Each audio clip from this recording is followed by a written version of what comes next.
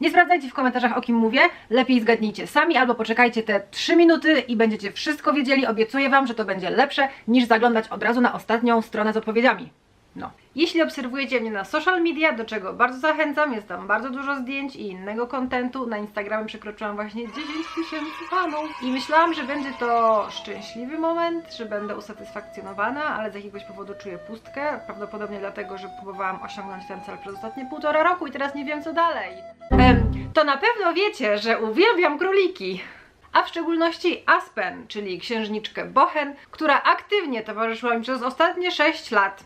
Przeprowadzała się ze mną 3 razy, była świadkiem 2 związków i przez cały ten czas bardzo chętnie przeszkadzała mi w cosplayu.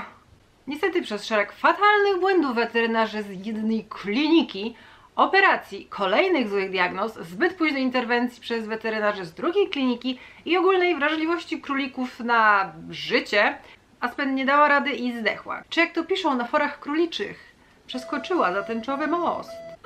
I mimo, że minęło już 1,5 roku, bardzo nie lubię wracać myślami do tego okresu, bo czuję tylko mego wkurw na te weterynaryjne, które tylko... Ponieważ jednak nie mam ochoty walczyć w sądzie o zniesławienie, nie mogę Wam powiedzieć, o którą klinikę chodzi. Sugeruję jednak, abyście sprawdzili, zanim Wy, Wasi bliscy czy Wasze zwierzęta oddacie się w ręce lekarza, sprawdźcie, jak dawno skończył szkołę medyczną. Czy było to w tym roku? Zamiast tego wszystkim warszawiakom mogę polecić klinikę Oaza. Są tam świetni weterynarze, którzy bardzo ambitnie próbowali zająć się półżywym królikiem. Przyjmowali nas w każdej godzinie dnia i nocy, więc polecam. Jeśli jesteście nowi, witajcie, jestem Violet i na tym kanale opowiadam o cosplayu i popkulturze. Jeśli te tematy Was interesują, zostańcie ze mną na dłużej, a jeszcze lepiej subskrybujcie, kliknijcie dzwoneczek powiadomień, żeby być na bieżąco. A jeśli już się znamy, guten Tag, hejka, cześć, dzień dobry, mordy i mordeczki, fioletowi kapitaliści, fani picia wody i herbatki na streamie, jak się macie? Wiem, czekać na ten wielki reveal, kto będzie nowym ulubieńcem social mediów, kim będę spamować swój Instagram, ale jeszcze dajcie mi sekundę, chcę dodać trochę backstory do tego, o czym dzisiaj. Ej, przepraszam bardzo. Więc było dla mnie logiczne, że kolejny królik, którego będę miała, również będzie tej rasy. I nawet byłam już umówiona z kilkoma hodowlami, ale pandemia. Jak pamiętacie, albo być może nadal Was to dotyka, dystans społeczny, zamknięte biznesy i niechęć do spotykania się z obcymi osobami skutecznie skasowały moje plany podróży po hodowlach Mazowsza. W międzyczasie więc zaczęłam myśleć o innych futrzakach. Na pewno nie świnki morskie. Actually mówi się kawia domowa, a nie świnka morska. Może więc jeżyki. Są bardzo popularne. Albo myszoskoczki. Uwielbiam myszoskoczki. Zaczęłam więc przeszukiwać fora, blogi, kanały na YouTubie i OLX. I po pół roku intensywnego szukania znalazłam... Who's that Pokémon? Macie teraz 15 sekund, żeby napisać w komentarzach Wasz typ. Co to za Pokémon? Kto jest moim nowym domownikiem? Bardzo mnie ciekawi, co Wy myślicie. Już? Who's that Pokémon? It's 2 króliki. Po raz pierwszy publicznie, uwierzcie, bardzo ciężko było mi nie chwalić się nimi w social media przez ostatni miesiąc. Onyx i jej przybrana siostra... No dobra, ona jeszcze nie ma imienia. A Anton nie oglądał w dzieciństwie Muminków, więc dla niego imię Bobek nie kojarzy się tak jak powinno. Póki co najbardziej składam się ku imieniu Astra, ale może Wy macie lepsze pomysły? Coś pasującego do jej wyglądu, ale nie żadne heroiczne Ateny czy Kseny i nie Perełki i Baksy i Króliczki i Trusie, ale też żadne Grażyny. I coś krótkiego. Pewnie nie zaskoczyłam nikogo. Cóż, nadal jestem króliczą mamą, ale postawiłam na ilość zamiast jakości.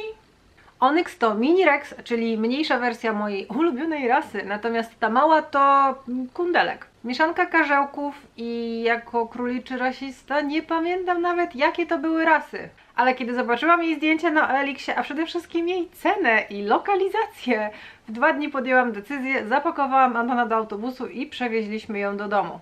Postawiłam na 2 małe króliki zamiast jednego dużego, bo wiem, że zwierzęta stadne lepiej czują się mając stado, zwłaszcza większe niż tylko 1 czy 2 człowieki.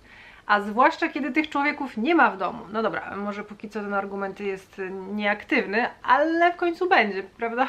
No i to też większa frajda mieć więcej zwierzaków i móc obserwować ich interakcje między sobą. Tak się składa, że obie urodziły się w Sylwestra, więc myślę o nich jako o nierozłącznych bliźniaczkach. Chociaż początki ich znajomości wcale nie były takie łatwe. I tu muszę wstawić disclaimer.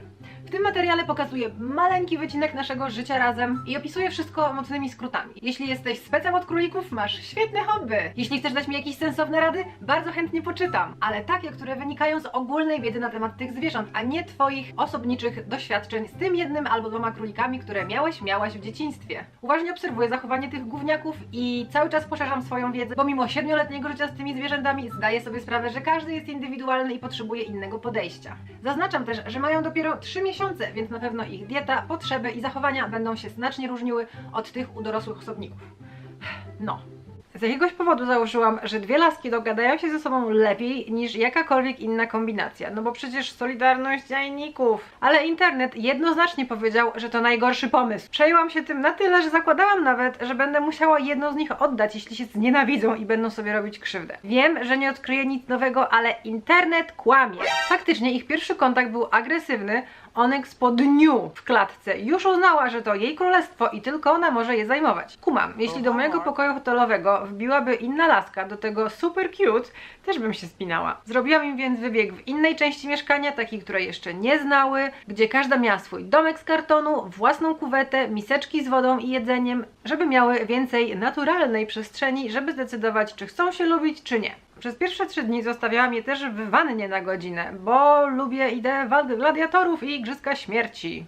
Podobno zamknięte w nowym miejscu będą bardziej skupione na przeżyciu stresującej sytuacji niż kłóceniu. No okej, zadziałało chyba, bo po tych 3 dniach spały w jednym domku, jadły razem i chillowały przytulone, więc przyniosłam je do klatki. Wbrew moim założeniom, to ta mała okazała się szefową stada, więc wygląd może mylić. Duża jest spokojniejsza, spędza dużo czasu na wędrówkach po mieszkaniu i myje mały pyszczek, żeby pokazać, że zna swoje miejsce. I przysięgam, przez cały miesiąc było super, bez ani jednego incydentu. Spędzają dużo czasu razem, ewidentnie ogarnęły między sobą hierarchię, liżą sobie twarze i śpią przytulone, ale 2 dni temu obudził się w nich duch walki.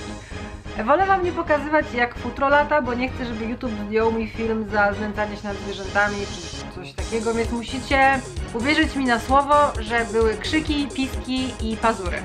Rozdzieliłam je więc na godzinę, każda trafiła do swojego narożnika, sprawdziłam, czy nie dostały za mocno po dupie i trafiły do wanny. To tak jakby karny jeżyk. I znowu są spokojne, widać, że mała jest nadal szeryfem, a duża jej zastępcą, więc zamach stanu się nie udał. Są jeszcze nieco dzikie, nie zawsze dają się głaskać. Kiedy gram siedząc na podłodze, obłażą mnie z zainteresowaniem, ale odpoczywają w pewnej odległości albo w ogóle w klatce. Planuję zbudować im więcej miejsca do chowania się, gdzie będą miały siano, kuwetę, karton do gryzienia, bo wiem, że taka nudna klatka to za mało dla energetycznych królików. Jeśli wy też opiekujecie się królikami albo gryzoniami, wyślijcie mi na Instagramie zdjęcia przestrzeni, w jakich mieszkają. Bardzo mnie ciekawi, jak inni urządzają im domki albo klatki, albo może w ogóle nie trzymacie ich w klatkach. No dobra, króliki oficjalnie przedstawione, mogę już spamować social media ich włochatymi dupkami. Za kilka miesięcy wrzucę wam update, jak już pójdą do liceum. Według tabelki w internecie mają teraz 10 ludzkich lat, za 3 miesiące będą już hot 16-kami.